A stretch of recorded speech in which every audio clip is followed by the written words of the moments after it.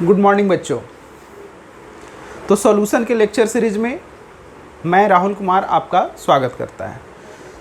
तो सॉल्यूशन के lecture series में आज हम लोग लेक्चर नंबर 12 तक पहुंच चुके हैं। तो चलिए शुरू किया जाए आज का लेक्चर। तो सॉल्यूशन, ये रहा सॉल्यूशन। सॉल्यूशन का है लेक्चर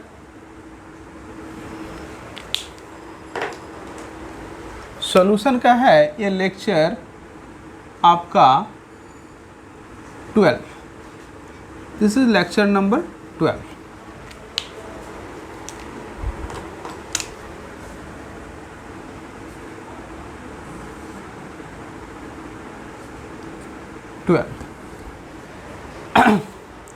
तो लास्ट क्लास में हमने क्या पढ़ा था?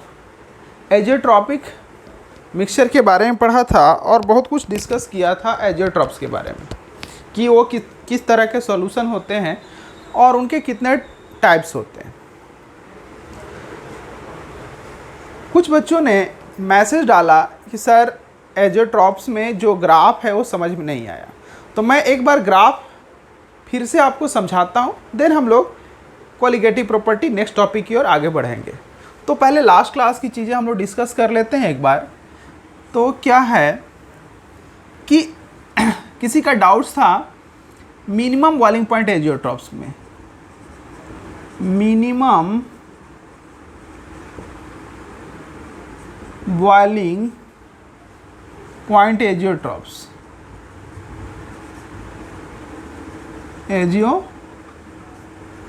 में डाउट्स थे। अब आपको मैंने बताया था कि मिनिमम बॉइलिंग पॉइंट एजियोट्रॉप्स जो होते हैं पॉजिटिवली डेविएटेड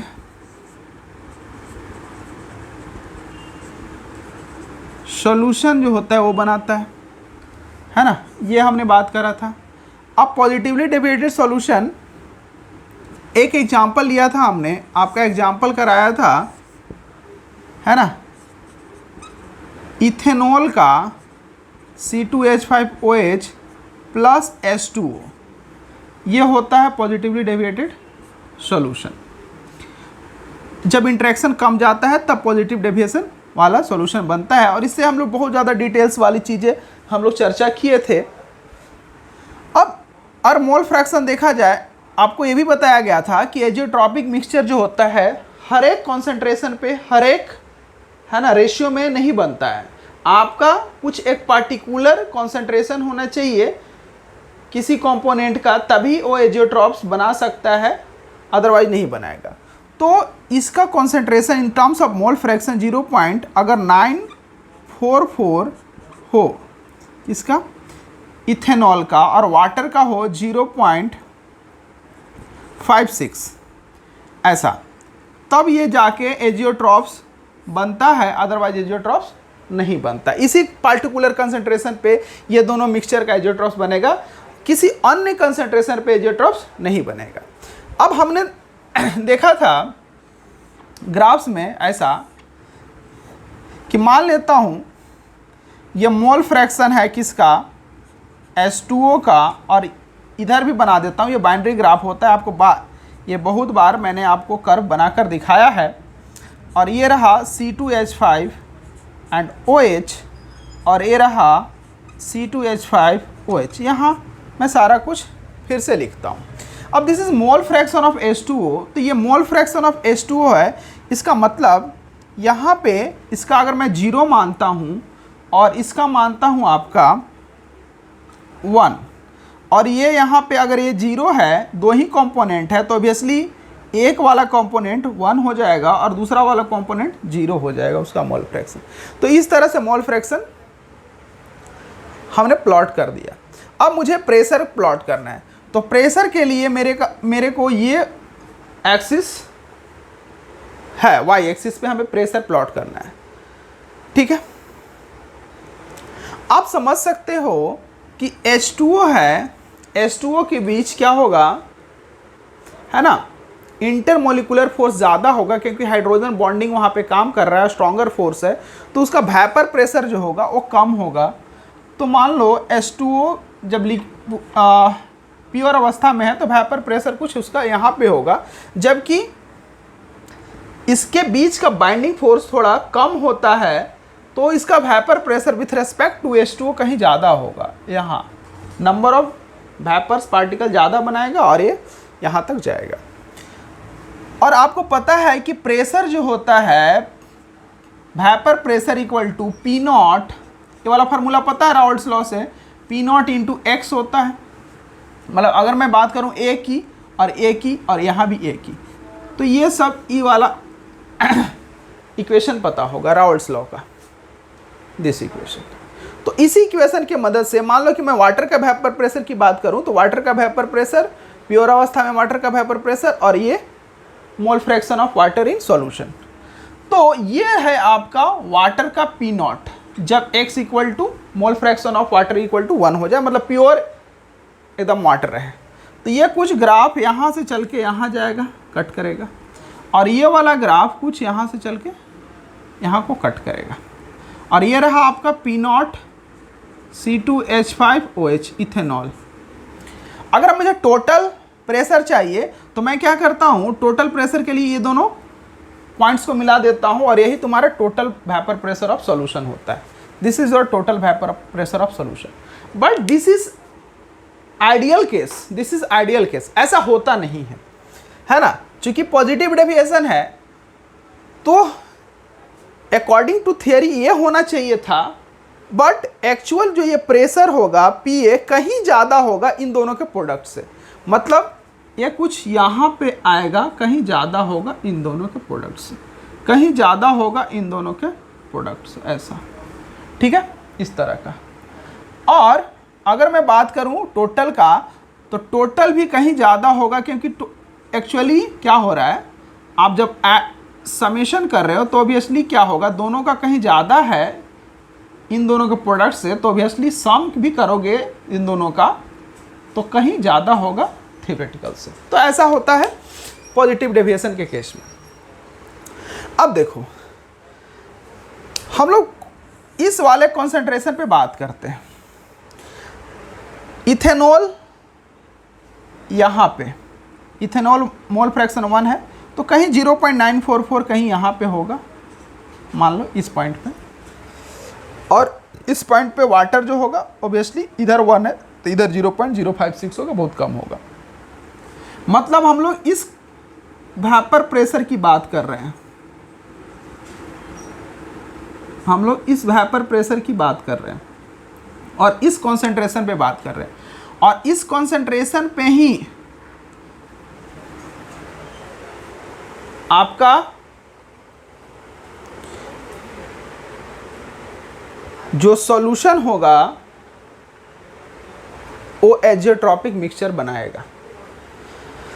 तो आप देखो कि यहाँ पे मतलब कुछ इस तरह से बनाएगा, है ना। यहाँ पे कुछ आप इस तरह से ऑब्जर्व करोगे तो आपका वेपर प्रेशर कहीं ज़्यादा नॉर्मली आपको दिखेगा, है ना, इस तरह से। तो इस पॉइंट पे क्या होगा, एजियोट्रॉपिक मिक्सचर बनेगा। अब कैसे होगा, तो इसको अगर हम लोग टेम्परेचर के कर्व में बनाएं, टेम्परेचर के कर्व में बनाएं तो ये कुछ इस तरह का टेम्परेचर के कर्व में दिखेगा, ऐसा कुछ। ये आपका टेम्परेचर हो जाएगा और ये आपका मोल फ्रैक्शन वाला सेम, यहाँ मोल फ्रैक्शन जो जहाँ वहाँ पे है वही मोल फ्रैक्शन वाला चीज़ यहाँ पे मैं रख रहा हूँ, हाँ।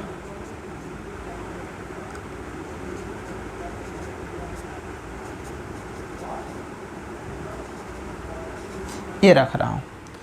अब बेसिकली हो क्या रहा है, देखो अगर मैं टेम्परेचर का कर्व बनाऊं तो देखो जिसका वेपर प्रेशर कम होगा, जिसका वेपर प्रेशर कम होगा तो उसको एटमॉस्फेरिक प्रेशर तक पहुंचने में ज़्यादा देर तक उसको हीट करना पड़ेगा, तभी जाके मैक्सिमम नंबर ऑफ पार्टिकल्स, है ना, वेपर बनेंगे और एटमॉस्फेरिक प्रेशर के बराबर उसका वेपर प्रेशर होगा, तो उसमें ज़्यादा हीट करना पड़ेगा मुझे, तो उसका टेम्परेचर कहीं ज़्यादा होगा, है ना, उसका एक्चुअल टेम्परेचर से। मतलब उसका टेम्परेचर मतलब बॉइलिंग पॉइंट कहीं ज़्यादा होगा, है ना, विथ रेस्पेक्ट टू दिस, क्योंकि उसका वेपर प्रेशर कम है तो ज़्यादा देर तक हीट करेंगे तब जाके वो एटमॉस्फेरिक प्रेशर तक पहुंचेगा। यही तो होता है बॉइलिंग पॉइंट का फंडा, कि वेपर प्रेशर जब एटमॉस्फेरिक प्रेशर के बराबर हो जाए तो बॉयल करना शुरू हो जाता है। तो यही चीज़।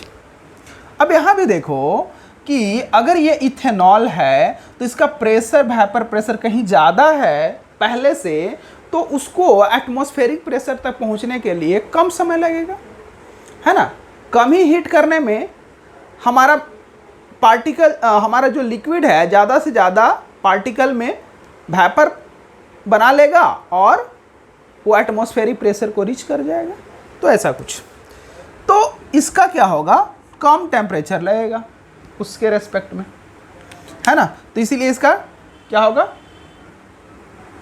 बॉइलिंग पॉइंट कम होगा, है ना। तो बॉइलिंग पॉइंट मैं यहाँ पे लिखता हूँ, ये इसको मैं बोल देता हूँ इथ बोल देता हूँ, और इसको बोल देता हूँ वाटर। चलो, तो ये हो गया। अब यहाँ इस वाले टेम्परेचर की बात करते हैं। तो आपको पता है कि हम लोग बात कर रहे हैं मिनिमम बॉइलिंग पॉइंट, मतलब ये जो इस कॉन्सेंट्रेशन पे एजियोट्रॉप्स बनेगा उसका बॉइलिंग पॉइंट, ये वाला बॉइलिंग पॉइंट और ये वाला बॉइलिंग पॉइंट से कहीं कम होगा, हो सकता है यहाँ पे हो, है ना। क्योंकि इस कॉन्सेंट्रेशन की बात कर रहे हैं तो यहाँ पे कॉन्सेंट्रेशन होगा ये, है ना।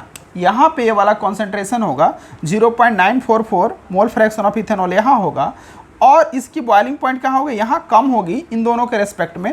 तो अगर मैं इन दोनों तीनों पॉइंट्स को मिलाऊँ तो कुछ इस तरह से मिलाऊँगा, ऐसा, है ना, इस तरह से मिलाऊँगा। और ठीक है, तो अब इस वाले लाइन से देखो, इस वाले लाइन से, ये जो लाइन सॉलिड लिखा गया है, इस वाले लाइन के नीचे, है ना, इस वाले टेम्परेचर देखो, मिनिमम टेम्परेचर तो ये हो गया। अगर इस टेम्परेचर से अगर ज़्यादा हुआ तो चीज़ें बॉयल करने लगेगा और वेपर में कन्वर्ट होना शुरू हो जाएगा। लेकिन इस पॉइंट के नीचे अभी तक बॉयलिंग नहीं हो रहा है, मतलब चीज़ें क्या है, लिक्विड फेज में रहेगा। तो नीचे क्या होगा, लिक्विड फेज में होगा सारा चीज़। जैसे ही हम लोग बॉइलिंग, इस बॉइलिंग पॉइंट तक पहुंचा दिए, क्योंकि ये मिनिमम बॉइलिंग पॉइंट है, यहाँ से बॉयल करना चीज़ें शुरू होगा और गैस में कन्वर्ट करना शुरू करेगा। तो यहाँ से लिक्विड गैस में कन्वर्ट करना शुरू करेगा, मतलब उस समय लिक्विड भी होगा और गैस भी होगा। तो इस केस में यहाँ पे लिक्विड भी है और क्या है, गैस भी है। तो ये जो रीजन है, इस रीजन में लिक्विड भी होता है और गैस भी होता है, लिक्विड भी होता है प्लस गैस भी होता है। और इसके ऊपर ये जो डॉटेड लाइन है, इस डॉटेड लाइन के ऊपर सारा कुछ क्या होता है, अब तो बॉयल करना शुरू कर दिया। अब लिक्विड और सॉलिड में नहीं है, तो फाइनली क्या होगा, और टेम्परेचर तूने बढ़ा दिया तो सभी कुछ क्या हो जाएगा, कन्वर्ट होकर गैस में कन्वर्ट हो जाएगा। तो ऊपर क्या है, गैस है। जबकि यहाँ बात करेंगे तो यहाँ उल्टा होगा, क्योंकि देखो ऊपर प्रेशर ज़्यादा है, तो प्रेशर ज़्यादा है, तो प्रेशर ज़्यादा होने का मतलब क्या है, गैस को अगर प्रेशराइज करेंगे तो क्या बन जाएगा, वो लिक्विड बन जाएगा। तो ऊपर वाला ये जो डॉटेड लाइन है, इस डॉटेड लाइन के ऊपर में क्या होगा, मैं ऐसा बना देता हूँ, है ना, इस डॉटेड लाइन के ऊपर क्या होगा, लिक्विड होगा। फिर प्रेशर कम कर रहे हैं, थोड़ा सा ऐसे कर्व मिला देते हैं ऐसा, मतलब अब ये एग्जैक्टली पता नहीं है कि ये कहाँ तक जाएगा, बट एक अनुमान लगाया जाता है कि ये बाउंड्री है ना, ये वाला बाउंड्री, ये वाला रीजन। तो इसमें क्या होगा, लिक्विड भी होगा प्लस गैस भी होगा। और प्रेशर बिल्कुल कम कर दिए, तो प्रेशर कम कर दिए, अब ऊपर से जो क्या होता है, वेपोराइजेशन एक सरफेस फेनोमेना है, या बॉइलिंग तो बल्क फेनोमेना है। तो अगर मैं प्रेशर ऊपर से कम कर दिया तो ऊपर से जो प्रेशर दबा रहा था लिक्विड के पार्टिकल्स को और लिक्विड के सरफेस के पार्टिकल को, ताकि लिक्विड ज़्यादा से ज़्यादा, है ना, अपने स्टेट में रहेगा। लेकिन जैसे ही ऊपर वाला प्रेशर में हटाया, है ना, प्रेशर कम करा, तो अब क्या हुआ, पार्टिकल को थोड़ा सा भी एनर्जी मिलेगा तो आपको दबाने वाला नहीं है ऊपर से, तो क्या हो जाएगा, फट से वो क्या हो जाएगा, गैस में कन्वर्ट हो जाएगा। तो इसीलिए वो जैसे प्रेशर कम करोगे गैसियस फेज में ज़्यादा मिलेगा। तो ये इस तरह का कर्व है। तो यही है आपका वाला कर्व। उम्मीद करता हूँ अब समझ में आया होगा, डाउट्स नहीं होगा।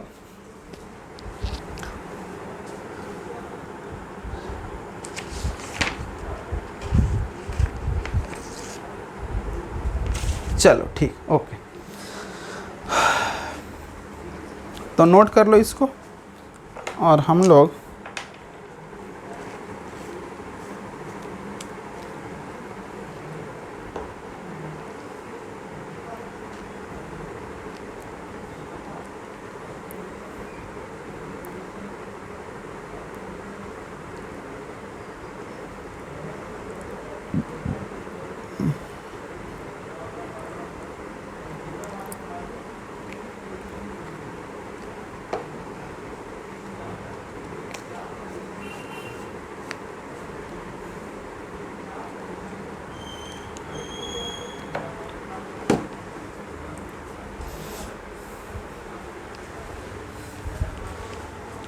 चलिए, तो ये रहा आपका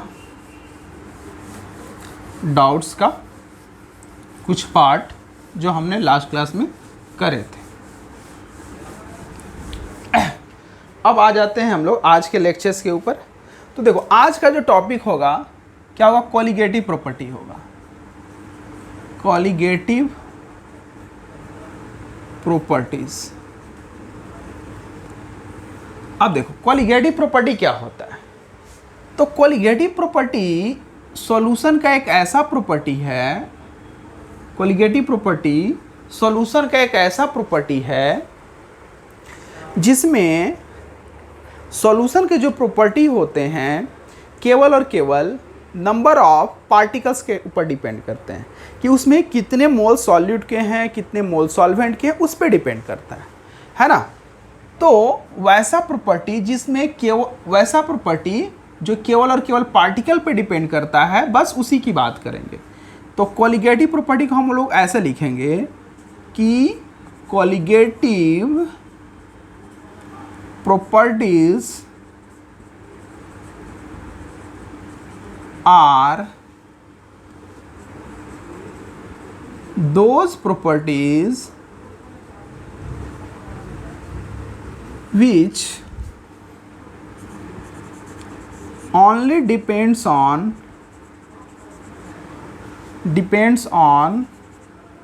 colligative properties are those properties है ना, which only depends on number of particle numbers है ना, numbers of particles present in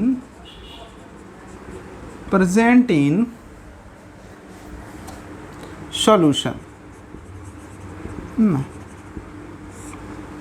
colligative properties are those property है ना, colligative properties are those properties which only depends on number of particles present in solution।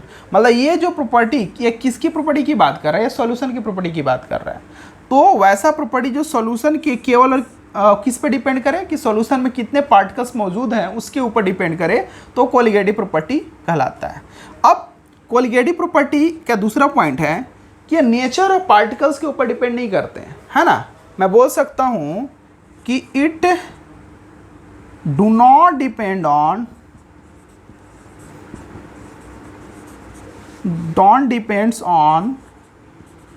Nature of particle. ये nature of particles के ऊपर depend नहीं करते हैं कि particle किस नेचर का है, एसिडिक है, बेसिक है, क्या है, उसको कोई लेना देना नहीं है। बस और बस केवल नंबर ऑफ पार्टिकल्स चाहिए उसको। मतलब मैं बोल सकता हूँ थर्ड पॉइंट कि कॉलिगेटिव प्रॉपर्टी जो होता है, कॉलिगेटिव प्रॉपर्टी जो होंगे proportional of number of particle होगा।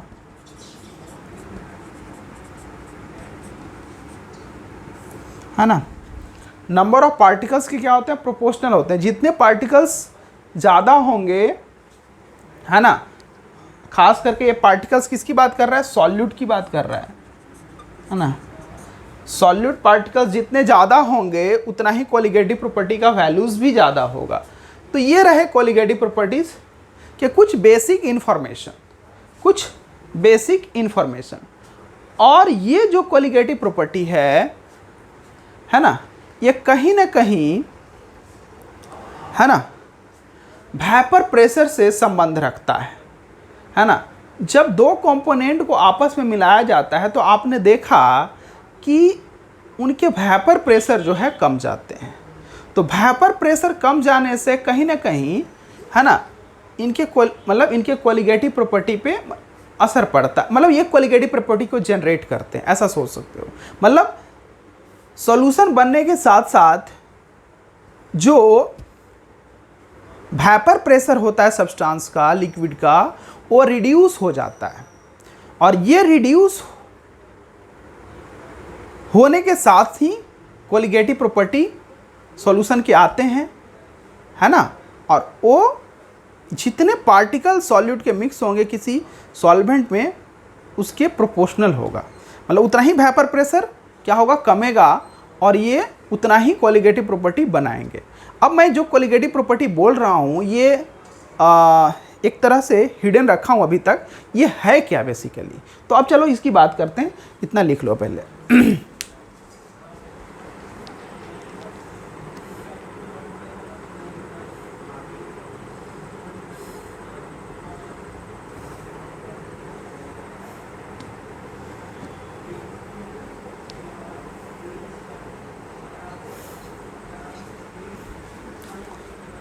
चलिए लिख लिए हो गया आई थिंक। अब आ जाते हैं हम लोग कितने तरह के कोलिगेटिव प्रॉपर्टी है ना, टाइप्स ऑफ कोलिगेटिव प्रॉपर्टी है ना। टाइप्स बोले या नंबर ऑफ कोलिगेटिव प्रॉपर्टीज बोले, टाइप्स ऑफ, मतलब टाइप्स नहीं लिखता हूँ, कोलिगेटिव प्रॉपर्टीज लिखता हूँ। कितने हैं, number of colligative properties, number of colligative properties. तो ये 4 तरह के होते हैं। ये कितने हैं, 4 है। अब ये 4 कौन कौन है, तो पहला है relative lowering in vapour pressure. देखो एक लोअरिंग होता है, एक रिलेटिव लोअरिंग है। लोअरिंग नहीं है, रिलेटिव लोअरिंग है। Relative lowering in vapour pressure. हालांकि सभी कोलिगेटिव प्रॉपर्टी का कहीं ना कहीं रिलेशन वेपर प्रेशर से ही है ना। Relative lowering in vapour pressure, short में बोले तो RLVP, relative lowering in vapour pressure. Next elevation in boiling point, elevation in boiling point है ना, एलिवेशन इन बॉइलिंग पॉइंट, जिसको हम लोग डेल्टा TB से रिप्रेजेंट करेंगे, डेल्टा TB। तीसरा depression in freezing point, depression in freezing point, depression in freezing point मतलब delta TF। Then आपका चौथा हो गया ऑस्मोटिक प्रेशर, इसको डेल्टा TF बोलते हैं। ऑस्मोटिक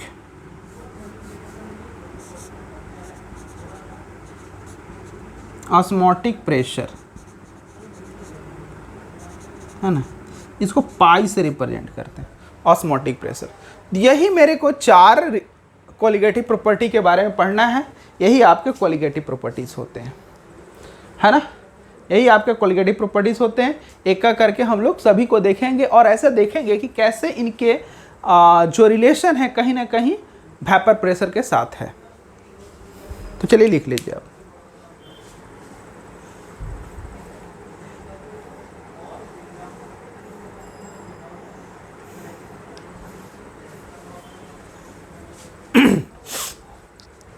चलिए हो गया होगा। चलिए शुरू करते हैं हम लोग relative lowering in vapour pressure से।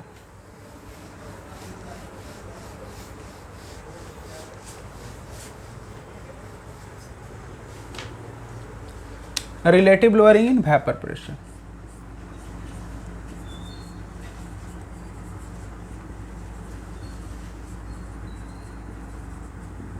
Lowering in vapour pressure, relative lowering in vapour pressure. तो यहाँ से हम लोग शुरू करते हैं। Relative lowering in vapour pressure RLVP, तो देखो हमने पढ़ा कि जब भी सॉल्यूशन बनाया जाता है, जब भी सॉल्यूशन बनाया जाता है तो उनका जो वेपर प्रेशर है कम जाता है ना। उनका प्योर अवस्था में जो वेपर प्रेशर होता है उससे कम जाता है। मान लो कि इसमें पी ए वेपर प्रेशर है ए का, ए जनरली ए सॉल्वेंट को रिप्रेजेंट करता है, हमेशा याद रखना ए जनरली सॉल्वेंट को रिप्रेजेंट करता है और बी जो होता है ना, बी सॉल्यूट को रिप्रेजेंट करता है। तो अगर कहीं नहीं भी लिखा गया तो आपको ये समझ में आना चाहिए कि ये सॉल्यूट है, सॉल्वेंट है, तो ये स्टैंडर्ड है।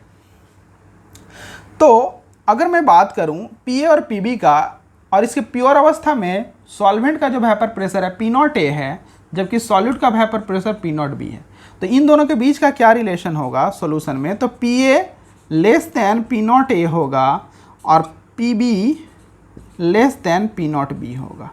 ये सॉल्यूशन में ऐसा होता है ना, लोअर हो जाता है उसका वेपर प्रेशर जैसे ही वो सॉल्यूशन में आते हैं। तो ये हमने देखा है पहले भी।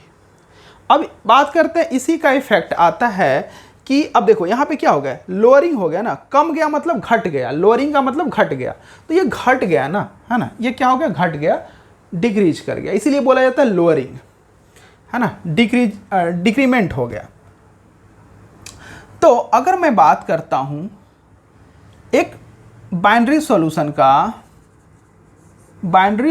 का बात करता हूं जिसमें सॉल्यूट जो है मेरा, सॉल्यूट जो है इक्वल टू नॉन वोलेटाइल है। सॉल्यूट क्या है, नॉन वोलेटाइल है, जबकि सॉल्वेंट है वोलेटाइल है ना। सॉल्यूट नॉन वोलेटाइल है, सॉल्वेंट वोलेटाइल है, बस ये दो चीज़ें हैं, ठीक है, सॉल्यूट एंड सॉल्वेंट, क्लियर है। सॉल्यूट नॉन वोलेटाइल है, सॉल्वेंट वोलेटाइल है, क्लियर है। तो ये चीज़ है। अब देखो इसका मतलब हो गया कि केवल सॉल्वेंट ही वेपर बनाएगा, ये वेपर नहीं बनाएगा, तो इसका जो वेपर होगा वो जीरो होगा।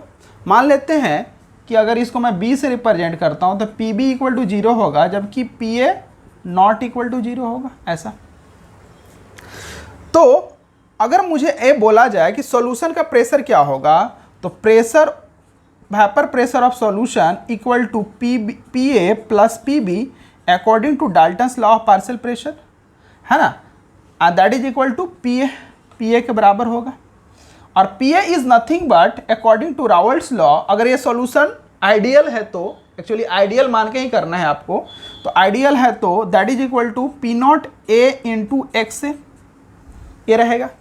इसका मतलब हो गया कि सॉल्यूशन का जो प्रेशर होगा वो होगा P naught A into x से होगा। तो ये होगा सॉल्यूशन का pressure in case of binary solution when the solute is non volatile, वो गैस नहीं बना रहा होगा। जैसे NaCl मान लो वो वोलेटाइल है, यूरिया नॉट वोलेटाइल है, वो वेपर नहीं बना रहा है, तो इन दैट केस अब इसको थोड़ा सा लोअरिंग के टर्म्स में समझते हैं, है ना, लोअरिंग के टर्म्स में समझते हैं, आपको अच्छा लगेगा, है ना। तो देखो यहाँ पे अब आप देख रहे हो कि अगर इसको थोड़ा सा अलग तरीके से लिख सकते हैं। अगर मैं मोल फ्रैक्शन की बात करूं, यहाँ पे दो कंपोनेंट है ए एंड बी, तो मैं लिख सकता हूँ कि x A plus x B equal to 1, यानी कि x A equal to 1 minus x B, ऐसा लिख सकता हूँ 1 माइनस एक्स बी।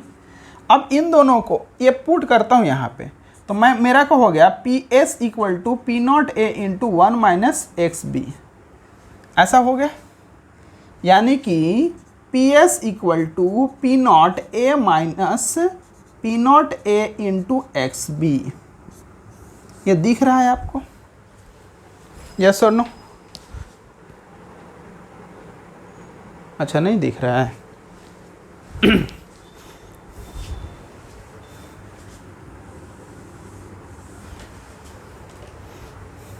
मतलब मैं इसको यहाँ पे लिख देता हूँ, है ना, P S equal to P naught A into P naught A into x B, ऐसा लिख सकता हूँ। अब देखो मैं इसको, है ना, इसको इधर लेके आता हूँ, तो मैं लिख सकता हूँ P naught A into x B equal to P naught A minus P S. अब देखो ये क्या हो गया, पी नॉट ए प्योर अवस्था में ए का vapour pressure, P S is nothing but P A, अभी तो बताया P S is nothing but P A, है ना, P S is nothing but P A. तो ये क्या है, बेसिकली दोनों का डिफरेंस आ रहा है, ये क्या है डेल्टा पी आ रहा है ना, डिफरेंस आ रहा है, डिफरेंस इन वेपर प्रेशर, है ना। तो ये क्या होगा, lowering of vapour pressure, this is called lowering of vapour pressure. देखो पी नॉट ए अभी बताया था कि ज़्यादा होता है पी ए से, और P S is nothing but P A. तो अब दोनों का डिफरेंस क्या होगा, पॉजिटिव हो गया, लोअर्ड हो गया, कम गया, तो this is nothing but lowering in vapour pressure, lowering in vapour pressure ऐसा बोल सकते हैं हम लोग। तो आप देखो क्या है कि लोअरिंग, अब मैं थोड़ा सा, शायद इधर दिख रहा होगा तो मैं इधर लिखता हूँ, इधर दिख रहा है क्या?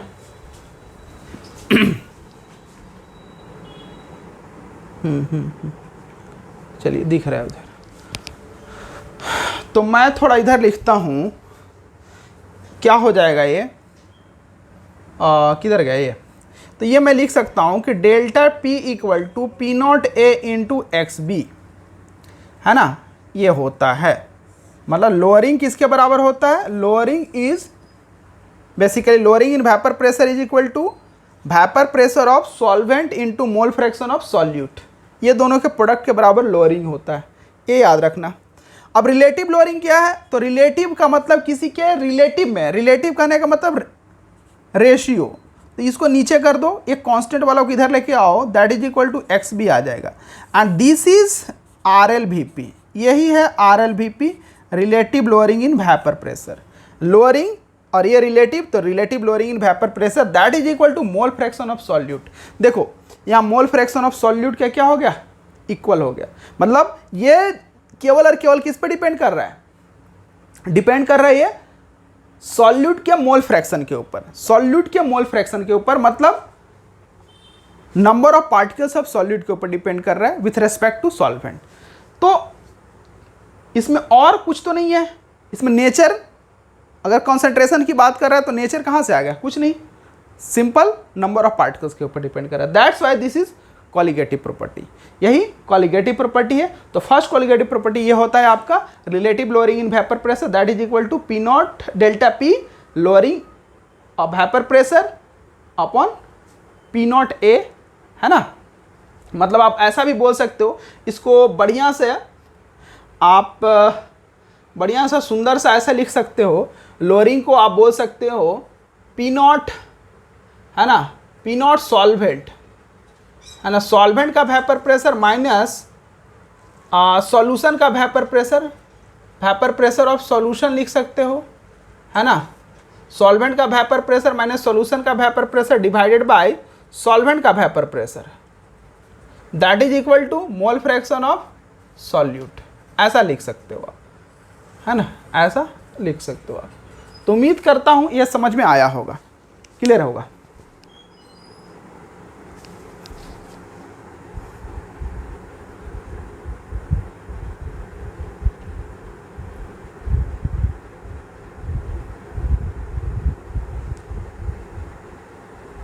है ना, यहाँ शायद नहीं दिख रहा है, तो एक काम करता हूँ, है ना, ये मैं लिखा हूँ मोल फ्रैक्शन ऑफ सॉल्यूट, तो दैट इज इक्वल टू मैं लिख सकता हूँ यहाँ पे, ये सभी किसके बराबर होगा, मोल फ्रैक्शन ऑफ सॉल्यूट के बराबर होगा। तो अब दिख रहा होगा शायद, बराबर मैं ऐसे ना देके ऐसे साइन दिया हूँ, ठीक है। तो उम्मीद करता हूँ ये समझ में आया होगा, डाउट नहीं होगा, इतना कुछ बहुत बढ़िया से RLVP का क्लियर हो गया होगा, किसी तरह का प्रॉब्लम नहीं होगा। इसे क्यों कोलिगेटिव प्रॉपर्टी कहते हैं आप देख रहे हो, वो भी मैंने समझा दिया, और सारा कैलकुलेशन रिलेटेड आपको करवा दिया, किसका मतलब क्या होता है वो सब कुछ बता दिया, है ना, एकदम से क्रिस्टल क्लियर होगा। किसी तरह का डाउट्स हो तो आप कमेंट कर सकते हो। चलिए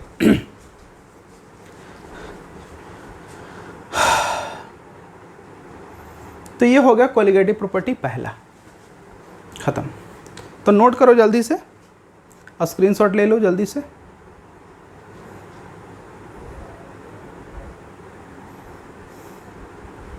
चलिए हो गया होगा, स्क्रीनशॉट तो ले लिए होगे, अब लिख लेना बाद में। अब आ जाते हैं हम लोग नेक्स्ट कोलिगेटिव प्रॉपर्टी के ऊपर, जिसमें हम लोग पढ़ेंगे एलिवेशन इन बॉइलिंग पॉइंट, है ना, elevation in boiling point. Boiling point में एलिवेशन बढ़ता कैसे है, एलिवेशन इन बॉइलिंग पॉइंट, है ना। एलिवेशन का मतलब क्या होता है, इंक्रीमेंट।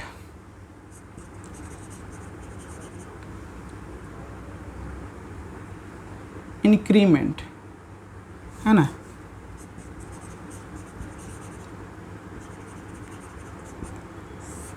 है ना, इंक्रीमेंट।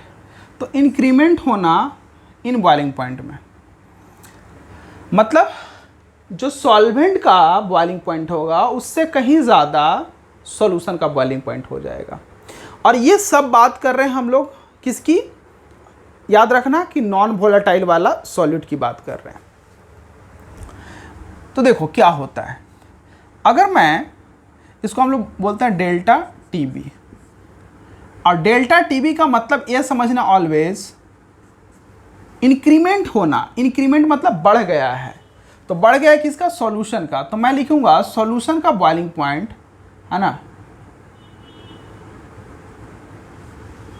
है ना, मैं ऐसा लिखता हूँ टीबी सॉल्यूशन का बॉइलिंग पॉइंट, डेल्टा टीबी का मतलब सॉल्यूशन का boiling point minus T not be, ये हो गया सॉल्वेंट के बॉइलिंग पॉइंट को रिप्रेजेंट करता है, सॉल्वेंट बीपी को रिप्रेजेंट कर रहा है, जबकि ये सॉल्यूशन बीपी को रिप्रेजेंट कर रहा है।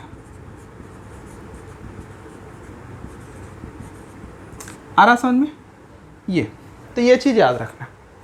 अब इसको थोड़ा समझने का कोशिश करते हैं कि कैसे ये वेपर प्रेशर से रिलेटेड है। तो मैं यहाँ पे प्रेशर बना देता हूँ, और यहाँ पे टाइम के साथ मतलब ये यहाँ पे टेम्परेचर बना देता हूँ, ठीक है, टेम्परेचर बना देता हूँ, टेम्परेचर बना देता हूँ। तो आपको पता है कि वेपर प्रेशर क्लॉसियस-क्लैपेरियन इक्वेशन से एक्सपोनेंशियली इंक्रीज करता है, टेम्परेचर बढ़ाओगे तो लॉग के साथ उसका कुछ रिलेशन है, वो आपको पता है। तो मान लो कि ये रहा आपका,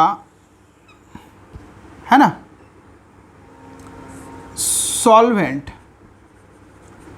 सॉल्वेंट के वेपर प्रेशर का कर्व ऐसा रहा, है ना, वेपर प्रेशर, ठीक है, टेम्परेचर के साथ ऐसे बढ़ रहा है वेपर प्रेशर। एक समय आएगा जब ये वेपर प्रेशर एटमॉस्फेरिक प्रेशर के बराबर हो जाएगा। तो ये मान लो ये पी, है ना, पी, यहाँ पे वेपर प्रेशर जो है, यहाँ पे मान लो कि प्रेशर जो है 1 atm के बराबर है, एटमॉस्फेरिक प्रेशर है, P equal to P atm लिख देता हूँ, है ना, वो ज़्यादा बढ़िया रहेगा। Pressure equal to P atm है, पी atm कहने का मतलब एटमॉस्फेरिक प्रेशर के बराबर है ना। तो जैसे ही ये वेपर प्रेशर इंक्रीज करते हुए, टेम्परेचर इंक्रीज कर रहे हैं, वेपर प्रेशर बढ़ रहा है, तो इंक्रीज करते हुए, है ना, आपको बताया था वेपर प्रेशर टेम्परेचर के साथ इंक्रीज करता है, क्लॉसियस-क्लैपेरियन इक्वेशन। तो ये बढ़ते बढ़ते कहाँ आएगा, एक समय आएगा कि इसको कट करेगा यहाँ पे। तो यहाँ पे क्या होगा, ये सॉल्वेंट बॉयल करना शुरू कर देगा। तो इसी पॉइंट को हम लोग क्या बोल रहे हैं, बॉइलिंग पॉइंट बोल रहे हैं।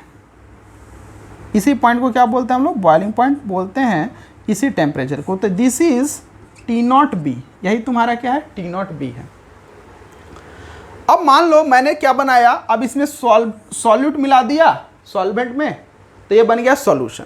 और आपको पता है कि सॉल्यूशन का जो बॉइलिंग पॉइंट, सॉल्यूशन का जो वेपर प्रेशर होता है सॉल्वेंट से कहीं कम होता है, तो उसका ग्राफ जो होगा कहीं नीचे आएगा, है ना। मान लो ये नीचे आएगा, तो जब नीचे आएगा तो कुछ इस तरह का रहेगा, है ना। उसका भी टेम्परेचर के साथ बढ़ेगा, है ना, उसका भी टेम्परेचर के साथ क्या होगा, बढ़ेगा, इस तरह से बढ़ेगा। वेपर प्रेशर, टेम्परेचर बढ़ाएंगे, वेपर प्रेशर बढ़ेगा, क्लॉसियस-क्लैपेरियन इक्वेशन क्लियर है। अब यहाँ पे ये कट करेगा, मतलब एटमॉस्फेरिक प्रेशर को यहाँ पे रीच करेगा, तो जब यहाँ पे रीच करेगा तो इस पॉइंट पे जो टेम्परेचर होगा वही क्या होगा, इस सॉल्यूशन का टेम्परेचर होगा, तो दैट इज TB, है ना, इस सॉल्यूशन का बॉइलिंग पॉइंट हो गया।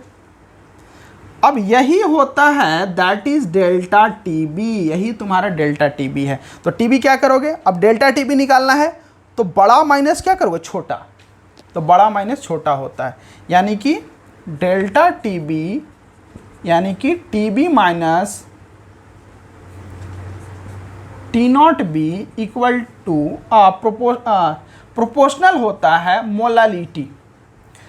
ये कैसे आया है वो उसमें दिमाग मत लगाओ, ये डिराइव आप कर सकते हो, हालांकि हमारे लिए डिराइवेशन उतना इंपॉर्टेंट नहीं है, तो बस जान लो कि ये मोलालिटी के प्रोपोर्शनल होता है ना, मोलालिटी के प्रोपोर्शनल होता है।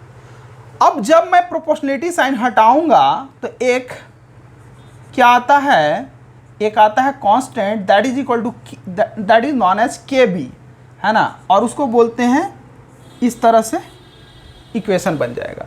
और KB को क्या बोला जाता है, KB को बोला जाता है molal elevation constant. This is called as, KB को बोला जाता है molal elevation constant. This is called molal elevation constant, है ना, इसको बोला जाता है, या फिर इबुलियोस्कोपिक कांस्टेंट बोला जाता है, इबुलियोस्कोपिक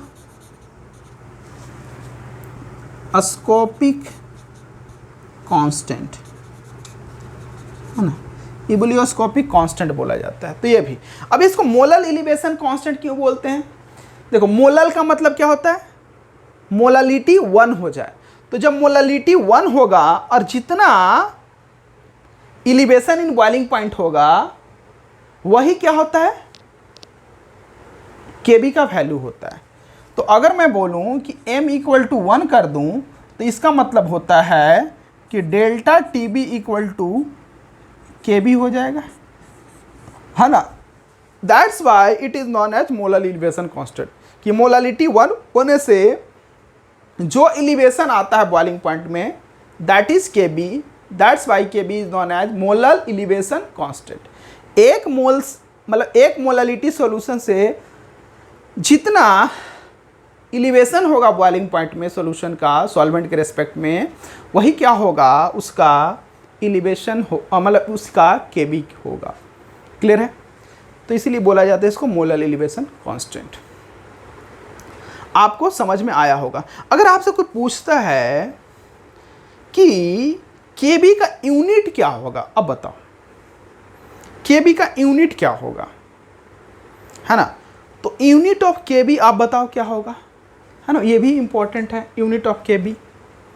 तो आप सोचो, है ना, आपको बताया था तरीका, ये टेम्परेचर है, तो टेम्परेचर ये दोनों का प्रोडक्ट टेम्परेचर के बराबर होना चाहिए, तो आप निकाल सकते हो ना, बहुत आसानी से निकाल सकते हो।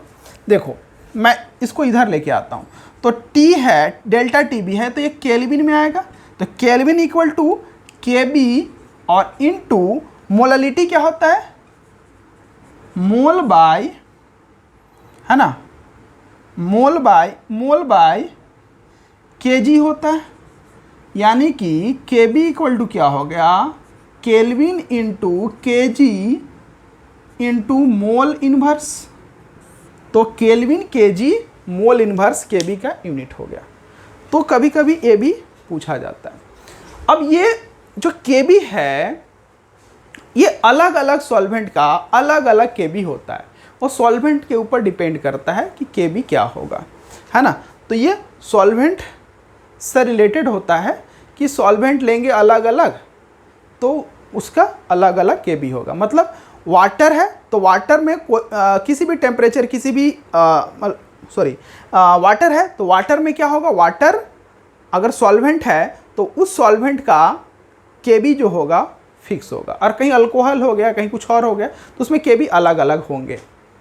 तो ये सॉल्वेंट के ऊपर डिपेंड करता है, KB सभी के अलग अलग होंगे, है ना। और हालांकि ये कांस्टेंट है, तो कांस्टेंट आपको पता है कि कांस्टेंट कहीं ना कहीं टेम्परेचर से रिलेशन रखता है, तो टेम्परेचर के साथ भी कुछ ना कुछ इसका रिलेशन होगा, वो भी हम लोग देखेंगे। तो उम्मीद करता हूँ एलिवेशन इन बॉइलिंग पॉइंट यहाँ तक समझ में आया होगा, है ना, किसी को कोई डाउट नहीं होगा। चलिए